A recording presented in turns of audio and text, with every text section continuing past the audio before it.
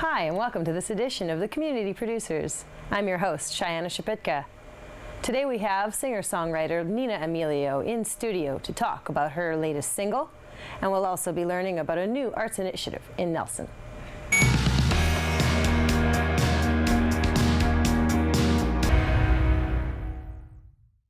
Visitors and residents are flying in and out of Trail in style, as the city recently opened a new terminal building, a big upgrade on the trailer which previously accommodated travelers.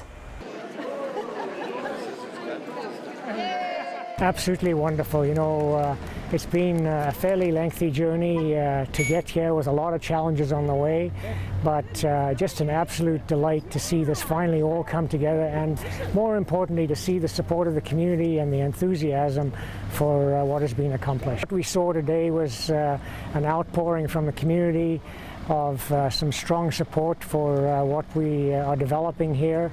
You know, we're hoping for this airport to continue to grow, and we've seen about a 6% growth in passenger carrying passengers in this last year, and we hope to continue that and continue to work with Pacific Coastal in providing some reliable, convenient and affordable air service into the Lower Mainland.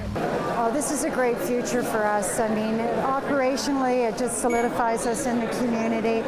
It makes it a lot easier for us for growth, for new experiences and new things to come in the future.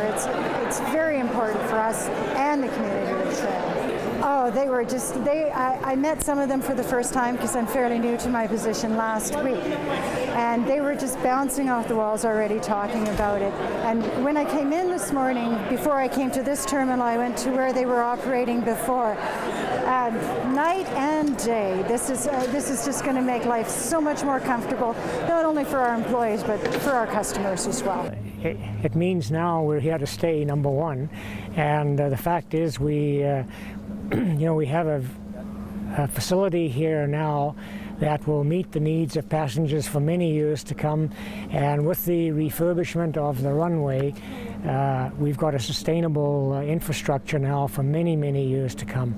So, we have a solid base on which to continue to build.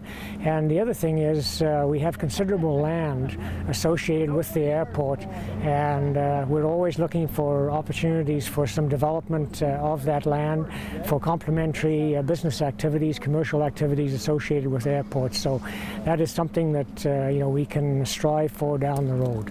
Well, there's no doubt about it. One of the foundations of economic development for a region is having good transportation access. Airport is one of them, and this provides that and is a strong foundation for furthering economic development in our region. We've had such tremendous support from so many, whether it's the Trail Flying Club, the original group of volunteers that had this vision. And as was mentioned, we're really pestering many to advance this vision. And it was the collective will of council. And I have to say, thanks to all of council, because some tough decisions had to get made along the way, and council was up to making those decisions. And then we had some very, very strong support from our staff, and found a way to not only build this facility, but do so in an economic way. And of course, a big part of that was all the support we had provincially and federally. We could not have done this without that financial support. And now to have Columbia Basin Trust coming on board with a very innovative support mechanism for some of the financing is just another dream for us. And I think it's one of the blessings we have of living in the basin here, having Columbia Basin Trust, recognizing how important this is to the economic development of the region, and then figuring out a way to support us. So we have so many people to thank for this, that we had all the contractors that worked on the job, bringing it in on budget, on schedule, and it was mentioned in some of the remarks that SPL did the paving of this runway in 3 weeks, when I think the original schedule was something like 8 weeks, and they did so without us missing a single flight. So it was all nighttime paving, working around the clock, allowing us to meet all our flight schedules. And what more can you ask? Because, I mean, that was one of the main criteria. We did not want to lose any passengers over this process. A collaboration of organizations in Nelson has come together to run a new free arts program for youth, giving them the opportunity to experience a variety of mediums. Here's Sarah Miles to tell us more about the Nelson Youth Arts Hub. Nelson Youth Arts Hub started as a collaboration between the Nelson District Arts Council and a bunch of local organizations that came together thinking that it would be great to have youth explore not only just visual arts but literary arts and theater as well. So we came together and decided to make this a free opportunity for kids to explore different sectors of the arts community. So the Art Hub is a series of workshops that happen once a month from now, November, to May. And so it's the third Tuesday of every month. And it will be at a different organization, run by a different organization and artist each month. Today, actually, we're doing a silk screening workshop with Hannah DeBoer, who's a local artist. And so they'll get to put their own designs or someone else's designs on a t-shirt or bag, and they get to take those home with them, have fun learning the process of silk screening. Then the next one is at Touchstones, and they will be learning how to use pen and ink to draw different typography, do different fonts, and really get into using pen and ink.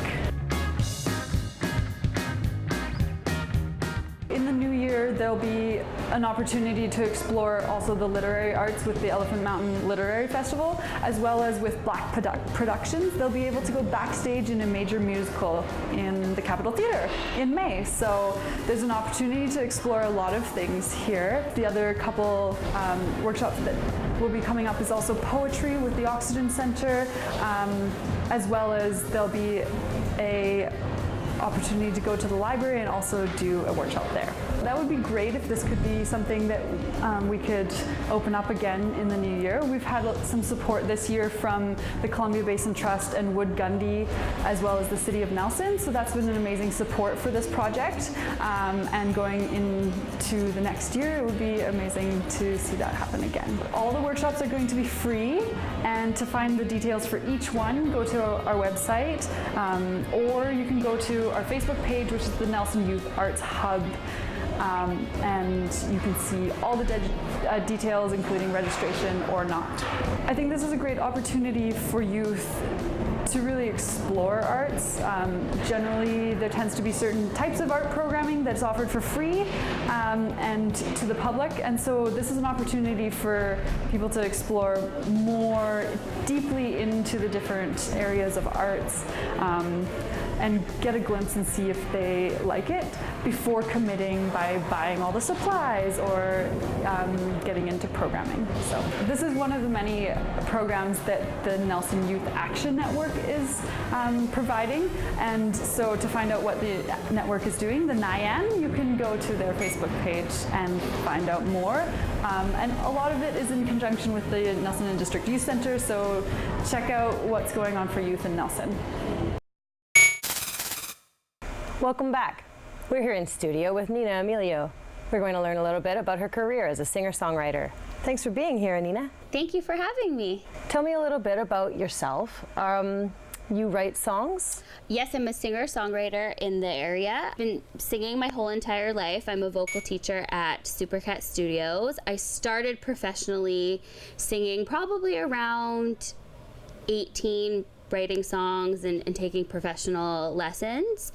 And I was working with a songwriter and a producer in Toronto. I received a Factor Canada grant. It's funded by the Canadian government, and they give out grants to artists for recording and touring. So I received 2 grants, and I was in Toronto. I go to Toronto to record and write. And in 2015, I was in the top 10 regional competition for the CBC Searchlight, which Castlegar was so amazing. They voted every round. So thanks to Castlegar, I got into the top 10 regional finals, and I now have a manager in Seattle named Chris Sabonia from Arrow and Spark Management. And yeah, It's great that you're getting a lot of attention and that people are noticing your talents. I understand that you recently got to go to Hollywood for an awards show. I did, yes. I was nominated for Pop Song of the Year at the Hollywood Music and Media Awards. And I traveled down there November 15th, and the award show was on November 16th. And there was a red carpet event. It was really amazing. Randy Jackson was there. Diane Warren was honored for like a Lifetime Achievement Award. She's a huge songwriter. Her songs have been in the movie Armageddon. She won a Grammy with Celine Dion, Golden Globe. So it was super amazing. I didn't win, but the experience was amazing. Not everybody gets to experience a red carpet in Hollywood and go down to LA, and it was super good. It was very cool. This isn't your first experience going to awards shows. I understand you were also in the Kootenay Music Awards? Yes, I was. I was nominated for Video of the Year with the same song, Faded Away. There was no red carpet like this one, but yes, it was my second award show. Tell us a little bit about your creative process. What inspires your songs?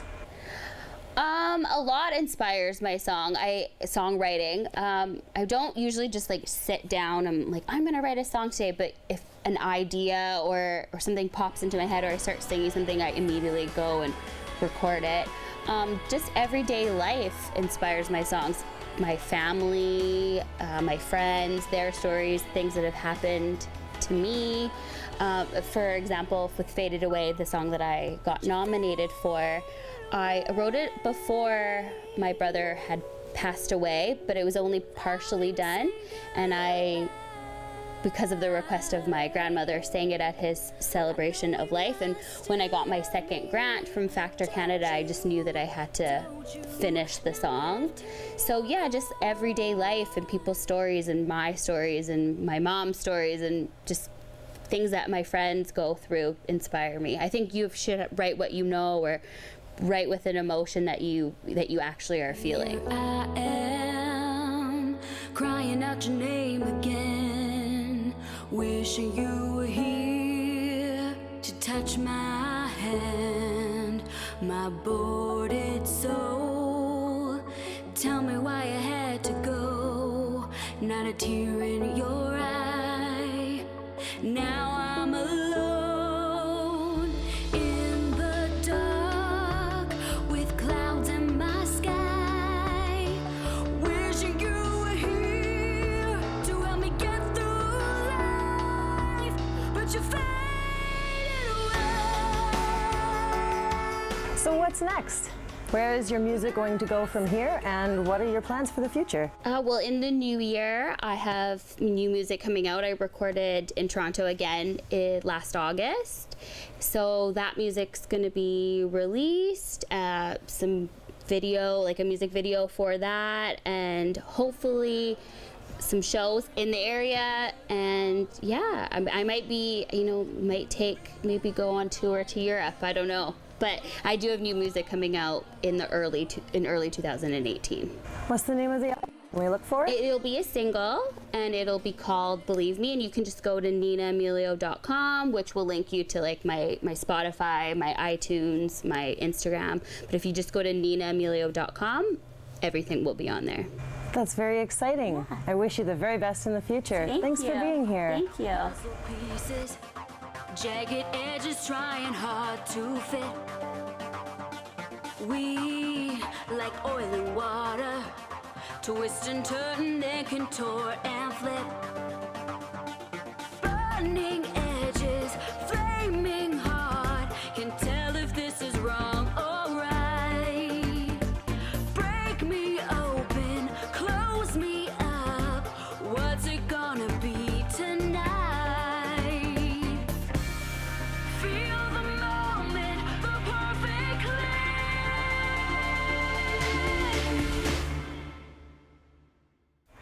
Up next, we have another Visac artist profile. In this segment, we meet spray paint artist Coleman Webb and learn what it means to be a visual artist.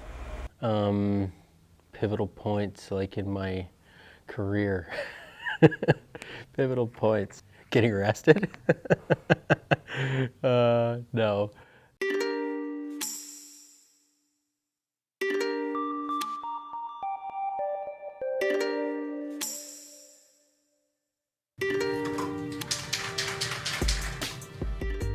growing up, kind of the only outlet for someone like myself was to get into graffiti culture, and that, I think, was major in kind of steering me towards the arts. And then, you know, of course, got into trouble and realized, okay, there was a bit more to it, maybe than what graffiti subculture had to offer for me, and figured out some alternative methods of creation. Working on murals publicly and having the public, you know, be thrilled about the work that we were doing and I was doing was a pretty positive thing for me in my life.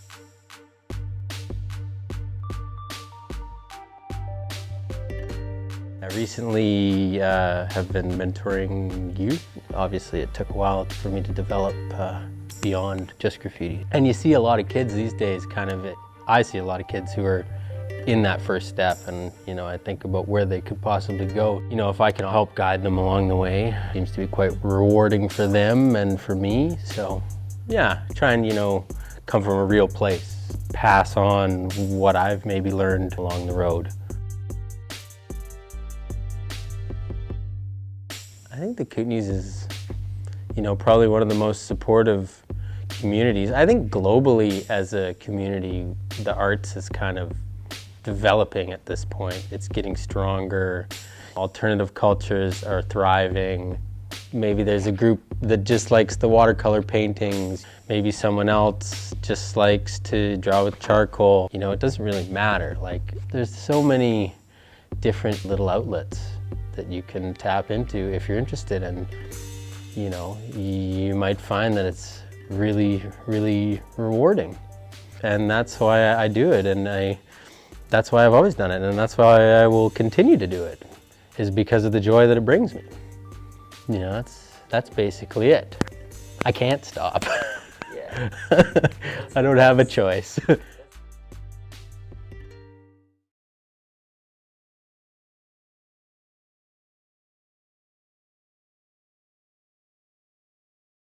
And that wraps up our first show of 2018 of the Community Producers.